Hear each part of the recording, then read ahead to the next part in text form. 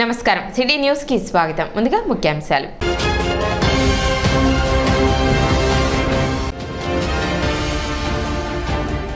శుక్రవారంతో ముగిసిన నామినేషన్ల పరిశీలన ప్రక్రియ మొత్తం 20 నామినేషన్లు దాఖలు కాగా 6 తిరస్కరణ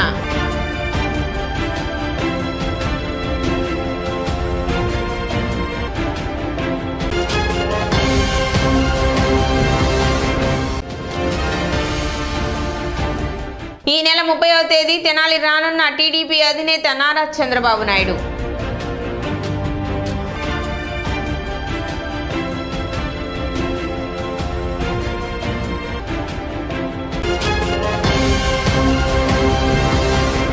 ఈ నెల 30వ తేదీన టీడీపీ అధినేత నారా చంద్రబాబు నాయుడు తెనాలిలో పర్యటించనున్నట్లు కూటమి అభ్యర్థి నాదెండ్ల మనోహర్ తెలిపారు. శుక్రవారం బోస్ రోడ్లోని జనసేన పార్టీ కార్యాలయంలో ఏర్పాటు చేసిన విలేకరుల సమావేశంలో నాదెండ్ల మనోహర్ మాట్లాడారు.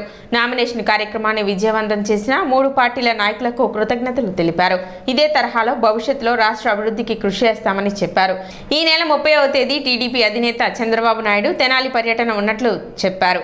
సాయంత్రం 5 గంటలకు మార్కెట్ సెంటర్ నందు భారీ బహిరంగ సభ ఉంటుందని, చెంచుపేట నుండి భారీ ర్యాలీగా సభా ప్రాంతానికి చేరుకుంటారని, టీడీపీ, బీజేపీ, జనసేన నాయకులు, కార్యకర్తలు భారీ సంఖ్యలో తరలివచ్చి విజయవంతం చేయాలని నాదెండ్ల మనోహర్ పిలుపునిచ్చారు. తెనాలి నియోజకవర్గానికి సంబంధించి ఉమ్మడి మేనిఫెస్టో సిద్ధం చేస్తున్నట్లు వెల్లడించారు.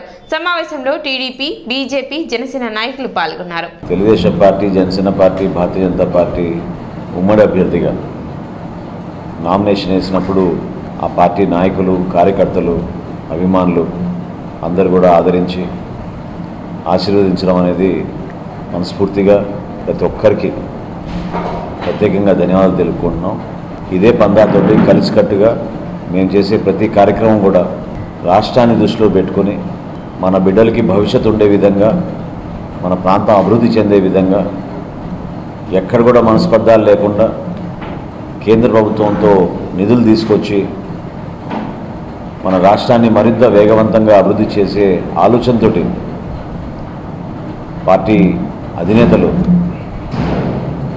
పవన్ కళ్యాణ్ గారు, చంద్రబాబు నాయుడు గారు, నరేంద్ర మోడీ గారిని కలిసి ఈ ప్రయాణం ఇంకా ఉపయోగపడే విధంగా జరగాలనే తపనతోటి మేము చేస్తున్న ప్రయత్నం. అందులో భాగంగా తెనాలి నియోజకవర్గంలో శ్రీ నారా చంద్రబాబు నాయుడు గారు, మాజీ ముఖ్యమంత్రి వర్యులు, తెలుగుదేశం పార్టీ అధినేత, ప్రతిపక్ష నాయకులు ఈ నెల 30 తారీఖున 5ంటికి తెనాలి నియోజకవర్గంలో ఆయన పర్యటన ఖరారైంది. పురవేదిక దగ్గర మన తెనాలి మార్కెట్ కాంప్లెక్స్ సమీపంలోనే ఆ సభ నిర్వహించాలని నిర్ణయించుకున్నాం. ఇంకా కొన్ని ఏర్పాట్లు చేయాల్సినవి, వాటి గురించి తెలుగుదేశం పార్టీలో ఉన్న రాష్ట్ర టీం కూడా పర్యటించి ఖరారు చేయాల్సిన అంశాలు ఉన్నాయి.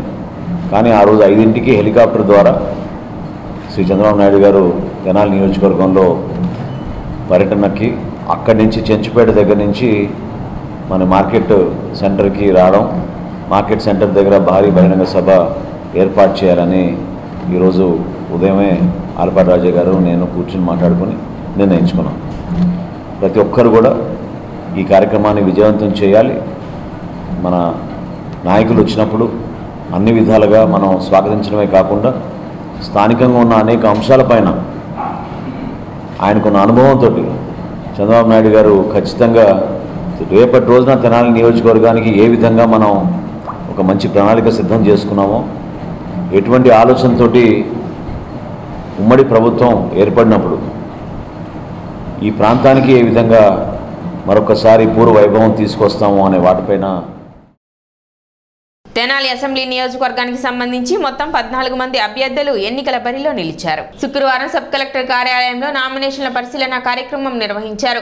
ఈ నెల 18వ తేదీ నుండి 25వ తేదీ వరకు జరిగిన నామినేషన్ స్వీకరణలో తెనాలి నియోజకవర్గానికి సంబంధించి మొత్తం 20 నామినేషన్లు దాఖలవగా వాటిలో 6 నామినేషన్లు వివిధ కారణాల చేత తిరస్కరణకు గురైనట్లు సబ్ కలెక్టర్ ప్రకట్ జైన్ తెలిపారు. నామినేషన్లు ఖరారైన అభ్యర్థుల జాబితాను సబ్ కలెక్టర్ కార్యాలయం బయట ప్రదర్శించడం జరుగుతుందని తెలిపారు. కాన్స్టిట్యుయెన్సీలో 18 ఏప్రిల్ నుంచి 25 ఏప్రిల్ 3 PM వరకు మనము నామినేషన్స్ యాక్సెప్ట్ చేశాము. ఈ డ్యూరేషన్లో మన దగ్గర 20 క్యాండిడేట్స్ ద్వారా 27 నామినేషన్స్ వచ్చాయి. ఈరోజు 11 AM మేము మా ఆఫీస్లో స్క్రూటినీ చేసాము.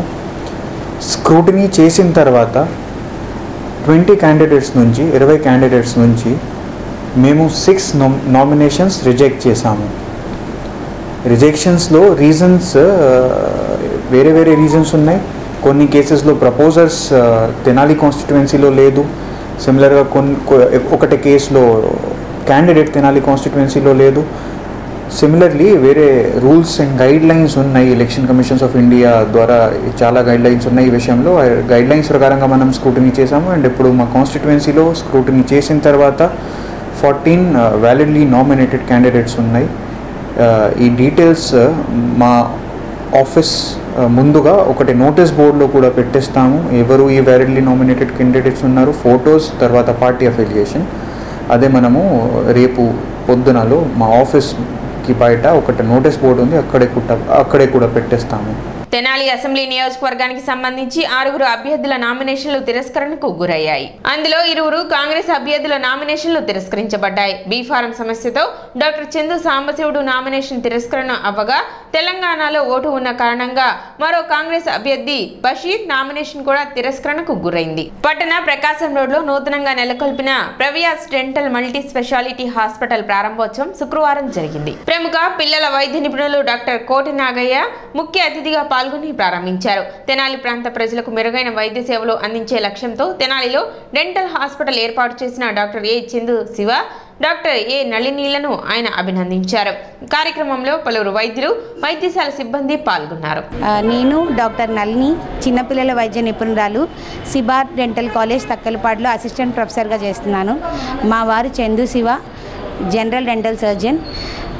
మేము ఈ తెనాలి ప్రజలందరికీ దంతవైద్య సేవలు అందించడానికి నూతనంగా ప్రకాశం రోడ్ చదలవాడ క్లినిక్ ఆపోజిట్లో Pravyas multi speciality dental hospital అనే క్లినిక్ ఈరోజు కోట్నాగయ్య గారి చేతుల మీదుగా, అలాగే డాక్టర్ రవీంద్రనాథ్ గారు, doctor Swapna, doctor AJ Saishankar and doctor Samatha గారి చేత ప్రారంభించబడింది.